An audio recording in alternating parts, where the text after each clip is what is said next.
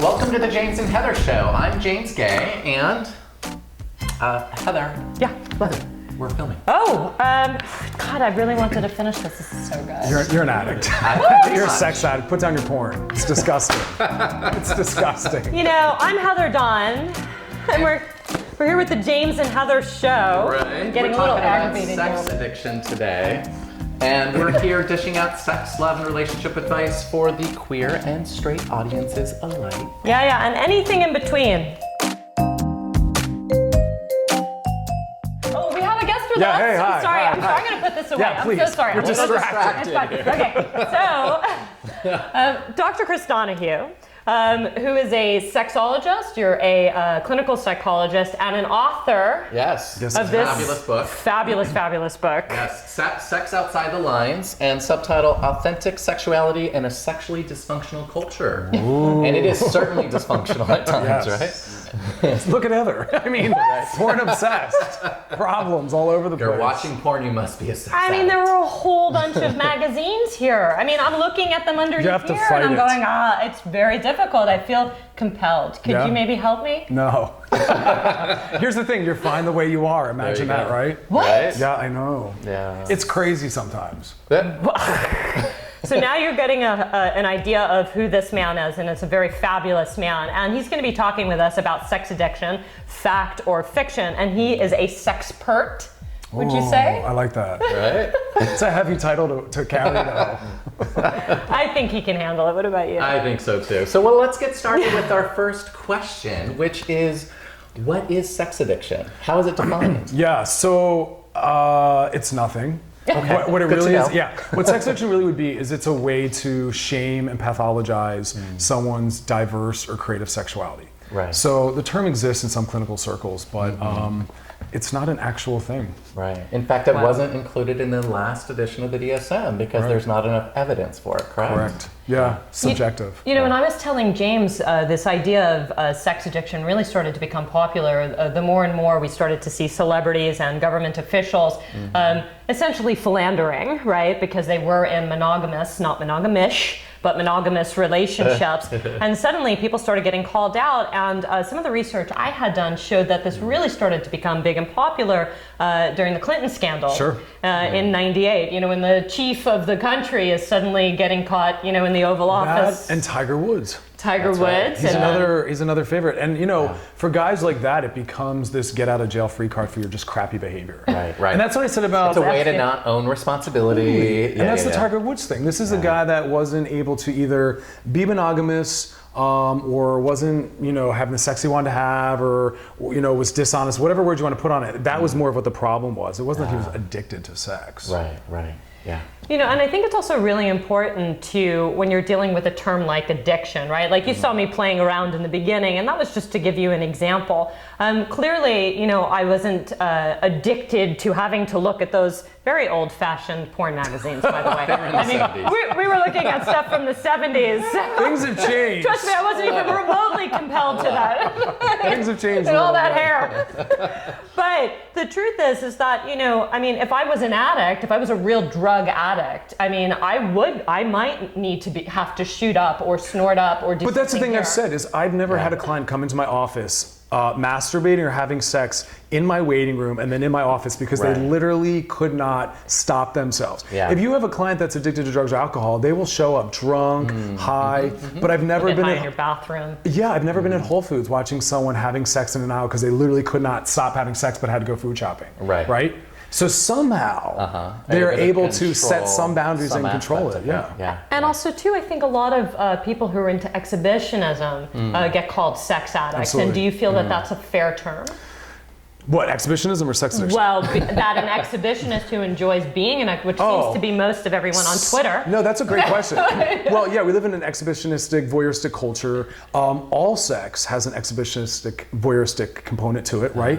We're always watching ourselves or other people. But more importantly, so the sex addiction treatment model has this intake form called the SDI, the Sexual Dependency Inventory. And it lists a bunch of behaviors. And if you check off enough of them saying, yes, I'm into that, then you're considered a sex addict. But the thing is, is, if you look at what's on there, it's all the fun, creative parts of sex. So I jokingly say to my clients, I'm going to give this to you to go try these things. I'm not going to shame you for doing them and call you a sex addict. Here's how to have better sex with your partner. This is your Do as prescription, many of these things as you can. Yes, this is your prescription. Well, they do have groups like Sex Addicts Anonymous, and we were looking at some of the questions that you get asked if you are sent to Sex Addicts Anonymous, and it's like, do you keep secrets from your sexual or romantic partners? If so, there could be something wrong. Or so if you have boundaries, it's bad.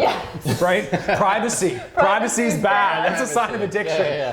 Is your partner sex phobic and not safe to be shared with what you're into sexually? I mean, those things got to come up, right? Do you need to have sex in risky places or with risky people? I'm not even sure what that means. That's what I was just going to ask you. What is a risky person? But these are actual questions. When you go to Sex Addicts Anonymous, I mean, it's kind of crazy, frankly. Well, and let's talk about sort of some of the origination too, with Patrick Carnes in his book Out of the Shadows. Yes. And a lot of it was heteronormative. Yes. And again, was very, vanilla in the context of a monogamous heterosexual relationship. That was sort of like the standard. Right? I'll tell you, on the website of at least one of LA's sex addiction treatment centers, which oddly enough LA has more than any other place. We're going to get into that in a second. It says if you are not, it says healthy sex only takes place within a committed relationship. Interesting. That means the entire single world who is having sex while dating, which is a healthy part of getting to know someone, are possibly having unhealthy sex. That's mind-blowing, right? And how about the fact that Patrick Carnes probably hasn't had sex in decades? What does this man know about sex? That's the thing. All the people leading that field have been married forever, so sex phobic that they themselves don't even understand sex. So it's like, I don't want you, who hasn't had sex in decades and doesn't really value sex, to tell me what's healthy. Well, anything that's diverse, anything that's kinky, anything that's supposedly out of the norm, as if that's the goal, is deemed as, and guess what? Normal's not the goal. Exactly. That's a huge part of this book. And again, I was reading your chapter on the myth of sex addiction, as soon as I can pronounce that, which gets us to one of our second questions for you, which is where does sex addiction come from? And James again wanted to know, why is it so big here with these sex addiction clinics? And you had said something in here that I really loved, which is the true issue is with the psychomedical field's obsessive compulsive disorder around intercourse. That is what needs treatment and therapy. These non-disordered disorders and faux dysfunctions are pathogenic medicine that paralyzes individuality and diversity with the belief that the impairment or disability is inherently negative and should have the opportunity to present itself ought to be cured. What the hell did you just say? You're like, can you please translate that? I loved how you were basically saying that, because when we're asking, where does sex addiction come from? And you're basically saying the person is not the issue, the system is. Absolutely. And that's, right. So to look at where it comes from, we have to look at the system. Yes, the culture in which it's taking place. And again, sex is always that special scenario. And I jokingly say all the time, SVU nails it, where in the beginning of their episode they say sex crimes are especially heinous. You tack sex onto anything and it's questionable, it becomes possibly problematic, right? So I talk about this even in the book, where you can travel to see art, but if you said to someone, I'm going on a sex vacation, I'm going to travel around different countries, different kinds of, have different kinds of sex, they'd be like, what? That's problematic, right? And if you said, I like to spend my weekends having different kinds of sex, they're like, that's problematic. But if you said, I like to spend my weekend going to different nurseries or movies or art galleries, we're like, we get it, we totally get it. But if it's sex, problematic. You can watch football on Sunday for 6 hours, but if you told someone I watched porn for 6 hours and masturbated, they'd be like, what? That's crazy. There's a different standard when it comes to sex. And then who's writing these rules, right? Where do they come from? Is it Puritan based from the time we landed on the rock? Let's talk about that, because a lot of people who have a religious belief or orientation, fundamentalist or otherwise, are much more common, aren't they, to sort of believe in this sort of sex addiction model? Yeah, for sure. I always talk about two different things. One of them is that, just to go back to the cultural piece and to that piece, is that the cultures that have more permissive attitudes around sex and that have higher pornography use have lower rates of sex crime, lower rates of teen pregnancy, lower rates of STD, because they've been raised to not be afraid of sex. Right. They've been raised to encounter it and to be honest and to ask questions, and so they're not afraid of it, right? But in a puritanical culture, you're told that it's bad, so when you get to the age or a time when you want to be sexual, you don't know how to manage it, you don't know how to talk about it, you have a lot of anxiety, so you don't ask about protection or sex statuses. Well, it's impossible to actually have a conversation because there's no model, there's no practice at being able to say what you like and explore, you know, what that is, right? In a very diverse and lots of option kind of way. And you had mentioned, and James had mentioned to me before you got here, that LA has a really large number of sex addiction clinics. Many. And is that because of the film industry, do you think? Like, why do you think that? Is it the sunny I weather love that we you have? said it. Wait, what made you say film industry? Well, because I'm there as well. Why are is you? that? Yeah, tell me. Because I just think that, you know, the business of sex is inundated in Hollywood. Right. And that there's a lot of trade that goes on, or bartering between sex, sexuality, and getting parts, getting promotions, getting gigs. And I don't wonder if that's adding to it. Well, there's also this other component where there's an obsession, but an equal and opposite sort of repression and denial of. Yes, it's the collision of we're afraid of it, want to deny, but we love, can't stop talking about, and use it in every commercial. Exactly. Right? And it collides. Yeah. There was a woman who said American sexual behaviors are at odds with their sexual beliefs. That was one of my favorite quotes. It was in a Huffington Post article, and I forgot the author's name, so I'm sorry. But it was a But that's really what's so good quote. scary. Is, you know, it's that lazy line, what you repress, you will express, or there's a better version of that. The lazy line. Yeah. But it's in there. I mean, the other reason I think it works in LA is that people also have the money to waste on crappy sex addiction treatment. If you're north of Sunset. Yeah, for those that are north of Sunset, you can. Yeah, it's very expensive. But I'll tell you, having been trained and having worked with some of the big forefathers of the sex addiction field, I can tell you, all of them have their own personal sex phobia. So it is absolutely driven by their own fear of sex. Fascinating. None of them have a healthy relationship. You should hear just the things they say and the way they talk about it. It's mind-blowing. Well, so did you drink the Kool-Aid at one point? Oh, yeah. Okay. Good question. So talk to us about it. How did 3.5 to 4 that? years of training, I was living in it. I didn't, you know, it was really horrifying because there was times where I'd be working with the client and they'd be talking about behavior and I would be shaming it and pathologizing it. But in my head, as I'm saying it, I was like, but it doesn't make sense what I'm saying. But I was repeating what I was trained to say. At the same time, I was thinking, wow, that's the same thing a lot of me and my friends are doing, but we're healthy. Like, we're having sex online. We're on these online dating and sex apps.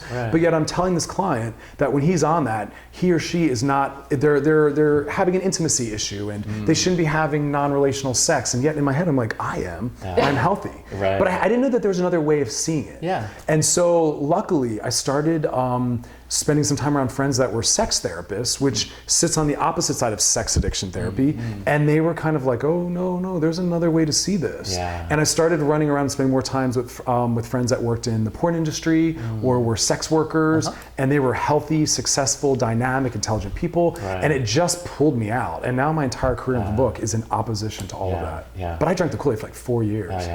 Well, and it's interesting because I personally had this experience of trying to change my sexual orientation from gay to straight as a teenager. How'd that go? Right, no, clearly not so well. Conversion therapy did not work for me. Wow. But it's interesting because it was an easy sort of, my next step in my sexual development was thinking I had a sex addiction because I had no framework for sex positivity or, you know, because where would you get it? Exactly. Where would you get it? Certainly not your family, not father. TV, not from your pastor father, not from 90% of therapists, because they themselves are afraid and they're drinking the Kool-Aid. Where are you going to go find it? My sex class in grad school, it was like, oh, if someone's wanting to have non-monogamous sex, then there's something wrong in the relationship. I can't tell you too, because I'm, you know, not married and I'm above, you know, 28. You know, and the same thing, people are just like, oh, are you gay? And I'm like, Isn't that mind-blowing though? Maybe No, you're I'm not. maybe you're not Not that interested there's in a anything wrong with relationship. it. Maybe you're not monogamous. Maybe you don't enjoy marriage. Maybe there's like such a multitude of narratives that can be Maybe going I'm just on. making bad choices. But I'll tell you, that's what's I'm trying to powerful get though. married. But that's one of the reasons why I wrote the book, is because there's few clinically based people with credentialing that are writing sex positive work. Yeah. It's usually written by people that you can easily brush off. You know, Betty Dotson, awesome, powerful, but not really credentialed, and she started with masturbation circles, which has my full support. But that's easy to write off as like a crazy sex But Dr. person. Lay wrote that great book, The Myth of Sex Absolutely. Addiction. Funny story about that book. Yeah. So I got the book in the mail, and I was really excited because I'm on board with all of his thoughts. Yeah. And I'm super excited because, again, his book, awesome. There's few like it. And I go like 7 pages in, and there's a quote that says, and then there's people that are self-diagnosed experts like Chris Donaghue, and he slams me. Thinking I was one of the sex addiction people because somehow he had, I guess, found my name and I used to be associated with. So I sent him an email, "Dear David Lay." I was like so broken up. I was like, we're on the same team. So I sent him an email. I was like, hey, I just wanted to reach out. Like, you referenced my name. I love your work. I'm actually on the same side. And he wrote me back, and now we're like great buddies, and we've done some lectures together. And so phenomenal. Yes.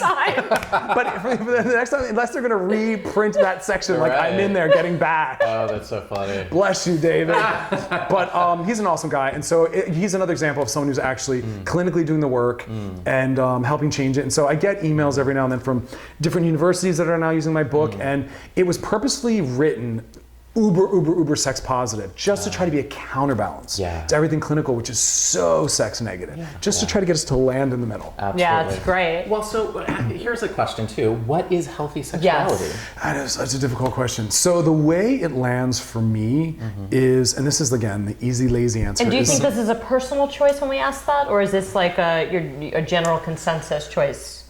Right? Because you're a doctor. People are going to look up to you to say, sure. you know, I'm feeling broken about my sexuality, Dr. Krauss. Tell me what's can okay. you? Yeah. The number one thing I always say is if it's consensual. That is the easiest umbrella under which to put it. If 2, 3, 4, 5, if a bunch of healthy adults decide that they are comfortable engaging in something, then you have my consent. You have my support.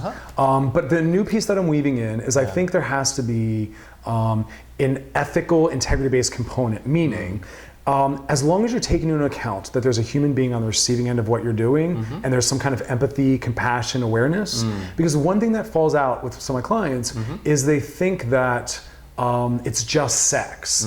And you are leaving an impact on another human being in some capacity. They're walking away feeling better in the world. They're walking away feeling like relationships and sex are safe. You don't have to know their name. You don't have to see them again, but just have some level of compassion and care in them. Great. They're not a hookup. They're not a trick. Even they're if it's like They're a a BDSM or rough sort of Totally. experience, there can still be that kind of compassion for Yes, another. there has to be. And you talk a lot about in that book when you're trying, you seem to, and I agree with you by the way, but you don't like when like urologists are breaking us down into just biological machines and bits and pieces and not taking into the fact that we're people, that we have personalities, we have energy. And you do mention that a few times, and I think that's great. Thank you. And I'm writing more about that. I mean, that's the flaw in sexual medicine, is that gynecology and urology and some medicine just makes you a bunch of components. They universalize you as though there's a universal male or female body or identity, and there's not. And sexuality is just so much bigger and deeper than all that. And a lot of the disorders that sexual medicine works with aren't, because they don't subscribe to things like erectile dysfunctioning. There's erectile diversities. And there's like a continuum to all that. So I've had some urologists reach out and they're like, oh, I'd love to talk to you about working with you. And I'm like, have you read my book? Because I don't know. I don't know. I don't know what you're doing over there. But guys come in and say, I have erectile issues. And I'm like, well, what do you mean? Well, it's not always hard when I want it to be. Yeah, that's life, boo. Like, your penis isn't always going to do what you want it to do. Like, that's called, functioning and health and life, Right.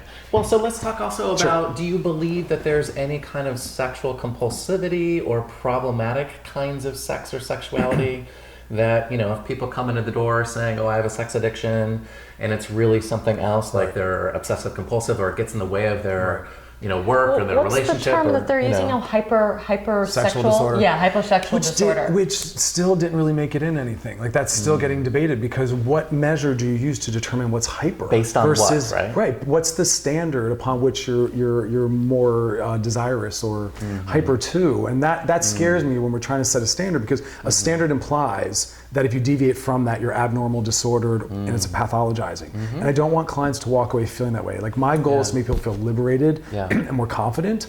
So hyper makes me nervous. You know, I'm hyper in general. And as a kid, I was, you know, treated as though you have hyperactivity disorder. It's like, no, I have a lot of energy. And I think it's better to work with it than to shame it, than to put me on a medication. Absolutely. We were talking about this before you came in, when we were talking about different types of sexual experiences or traumas you may have had as a kid, and so many times they're like, this was wrong, this shouldn't have been done, or this was wrong, it shouldn't be done. But what happens, I said to James, if you taught somebody to just embrace an experience, like you can't go back and fix anything, whether you were raped, whether you were molested, whether you were taught to be asexual, whatever it was, like that you felt it to be traumatic to your sexual experience. I said, instead of trying to fix that and call it broken and shame it, what if you sat there and said, well, this is just part of who I am now, and what if I loved that and moved from that place, and so, you know, maybe my tastes would have been different if I wasn't, but you were. So let's just like not put that under a rug and just integrate it instead of set it aside and sort of... Yeah, if some of these experiences created some sort of erotic theme or desire or kink or fetish or whatever it happens to be, then enjoy it. Yeah, why can't we enjoy it? That's the big question. Why can't we enjoy it? I mean, that's where it lands, right? But I think the field of psychology and therapy won't allow that, right? Like I have to take you backwards, find a problematic something that got you to where you are, and then try to dismantle all that versus starting from where you are and finding a way to integrate it into moving forward and to reduce the shame. That's the number one thing I do. When someone enters my office, regardless of what we're working on, we're going to start with acceptance and reducing the shame of what you came in with. Because in my mind, shame and pathologizing are never a motivating position or identity to go anywhere from. No, you're going to run from that. Totally. And then, you know, you have to ask yourself too, which is like, you know, is wanting too much sex or not wanting it really a problem? Exactly. I mean, it's like, that doesn't seem like a big, huge, when you look at the list of problems. I want my clients to have more sex. Like that, so I want hypersexuality, great. Let's make that part of the treatment plan. Yeah, like let's get you there. We posted today on our Twitter, at James Heather Show, we posted, you know, the health benefits of having orgasm. And I said to James, like, you need reasons to have orgasm. That's the kicker. You do. Imagine a doctor prescribing more orgasms. Right. I mean, no, but seriously, we did that episode. Imagine a general therapist doing that. That's not going to happen.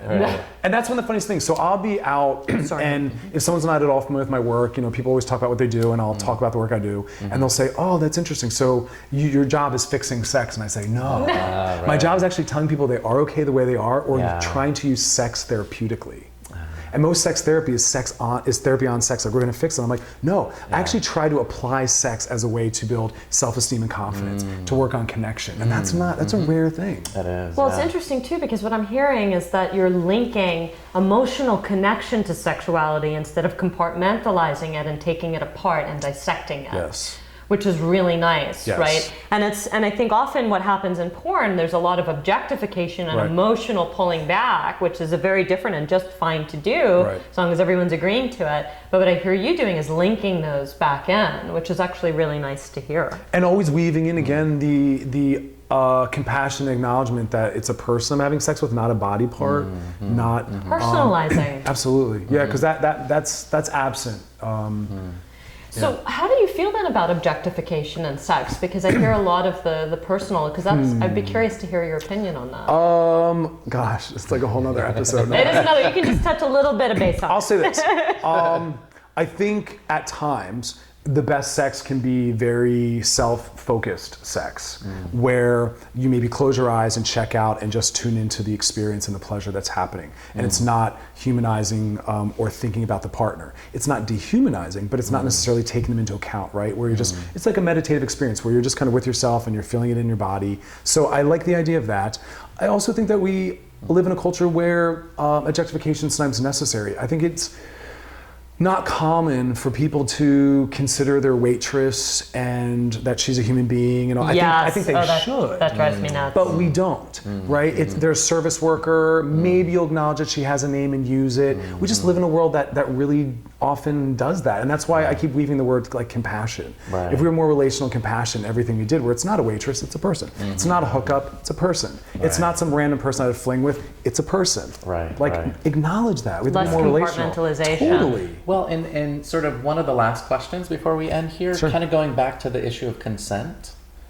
How do you even know if someone's fully consenting, right? I mean, consent can be also a tricky issue. And can come what and go part of them is momentarily. consenting? Sure. Right? And people can change their mind moment to moment. Sure. That's the big topic that's kind of happening right now is consent is getting really big. We're dismantling it. There's a couple new documentaries coming out about it. I don't think there's a universal answer. Yeah. Because as you just said, it comes and goes. Is it verbal? Is it somatic and body based? It's both. And it shifts and it changes. Can we always be checking in every micro movement? No. Take away from I love Heather. Heather. Heather's like, that is a surefire bad sex That partner. is so bad Right. because I'll say the this. In your hand all the time. overanalyzation, Yeah. What you hope it for makes is any of this. us go limp. Exactly. Well, you hope to find a partner in a Yes, situation. female can go limp. Go ahead. Well, you hope to find a partner in a situation that you feel safe in, and then maybe you give blanket consent, or you discuss ahead of time. I mean, it's a sticky, thorny question. Yeah. I love, we were talking about Japanese porn also Yeah. before you came in. I said Japanese porn always cracks me up because the women are always like, no. Yeah, I know. No, yes. Right, but that's a good example. Very It's a great confusing. example, and Yeah. it always cracks me up. But anyway, so we want to thank you Thanks for having me. so much. Awesome. Thank you so much. Excellent. We're definitely going to have you back. And, just to sort of sum things up, remember, like an addiction is something that you can't stop despite negative consequences, right? That's what an addiction is. Yes. Right. So, consider what that means when you're looking at sex addiction. Right. And maybe, start to broaden your terms and read this man's book It's if an you excellent really book. want to come out of the box. Absolutely. Okay, I'm Heather Dawn. I'm James Gay. Dr. Chris Donaghue. Bye. Thank you. Bye. Bye.